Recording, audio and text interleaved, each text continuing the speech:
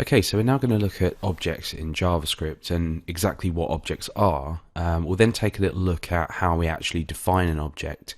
But the first thing to note is that in JavaScript most things are objects. Now we've already looked at variable types like strings and integers and things like that. But what happens if we create a string and we want to find out the length of that string, for example? We want to go ahead and search for a particular character within that string. Well, we have methods that are available on that actual string that we create. So what we'll do is we'll go ahead and create a variable within this app.js file. We'll head over to our browser and we'll start to have a look at this variable that we create. Now bear in mind this is a string, but we're actually looking at an introduction to objects. So we'll find now that this string actually is an object and has its own methods that we can use. Now when I talk about methods, I talk about functions, and when I talk about properties, I talk about variables. We'll go into that in a bit more detail later. So let's go ahead and create this name variable. That will just be a simple string. We could do all of this within the browser if we wanted to, but I'm just going to go ahead and open up my console. If I go ahead and type in name, you can see that we just get the result Alex back as a string. Now what happens if I want to go ahead and access, say, the length of this string? How would I do that? And in other programming languages, you might be used to doing things like strlen, so for example in PHP, and then entering the name or the value of the variable you want to, or the value that you want to find the string length of. Now in this case, this would be taking the sort of literal variable type of a string, passing it into this function and doing something with it. But in fact what we're actually doing here is we have in JavaScript a list of methods already attached to the object prototype, which inherit from the string inherits from the object prototype. So what we can now do is, rather than doing string length name, we can do name dot. Now you can already see in my browser we've got a list of methods and properties that have actually come up here. So we can have a play around with these, and this is the beauty of working within the console. We can have a look at what's available. And remember, we're still working with a string, which is really strange that we have all of these methods available. But remember that all or most variable types or most things in JavaScript are objects. So if in doubt, come over to your console and just start type a dot and see what kind of properties you can access here. And there are so many here that we can sort of examine. We'll have a look at them, a few of them in a minute, and then we'll go on to looking at actually creating an object itself, an object literal. But let's go ahead and type in length. Now you can already see that sort of auto-completing for us. This is a property that holds the amount of characters in this string. That will return us the value 4. So we now know that we can use this. Now as well as that, that's a property. So remember, that's a property, i.e. a variable, if you like, that's been stored within this object.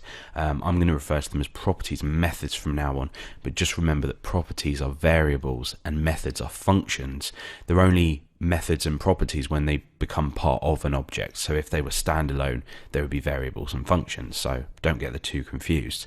So when we scroll down, we can see things like chart at, which is pretty useful. This is a method, and it allows you to pick a character from your string based on its position. Now remember, this is 0 index we're looking at, so if I was to type 0, you'll probably guess we'll get the letter A back, and if we were to do chart at, say, 5, you can see that this is nothing because that doesn't actually exist. That would be the 6th sort of positioned element. 3 would be X because it's 0 index, so it'd be 0, 1, 2, 3. That would be the X in that string. We can also do cooler things like search. Let's just have a look at here, so that you can see that search there. That's a method as well.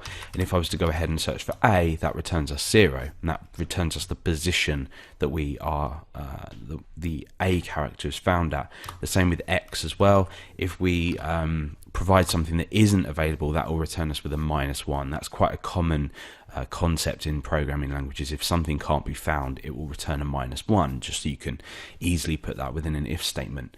So you can see here that even though we're working with a string, we're actually working with an object. Now let's go ahead and just clear the console, and I'm going to go ahead and do the same thing, but this time I'm going to literally define a string, and you'll see that this still works. We can still just define a string like this, and then afterwards use dot, and then we can use a property, or we can even go ahead and search it, and it still works. So regardless of whether we've stored a variable or not, we can actually use this literally to pull values out. And we've got things as well like not working with integers or numbers in this way, but when you look at arrays as well, arrays are objects as well. So if we were to do something like Alex, Dale, and Billy, as we've seen before, we can still access things like .length in here, so that gives us 3 back. We can do exactly the same thing here. So just remember that in JavaScript, almost everything is an object, and you can always play around with the console if you're not sure. Now what we're going to do now is we're going to take a slight sort of diversion and actually look at object literals, which is creating your own object rather than using objects that have already been created for you. So when we created the string name, it was an object that was already created for us, and we had all the properties associated with it and the methods available to it as well.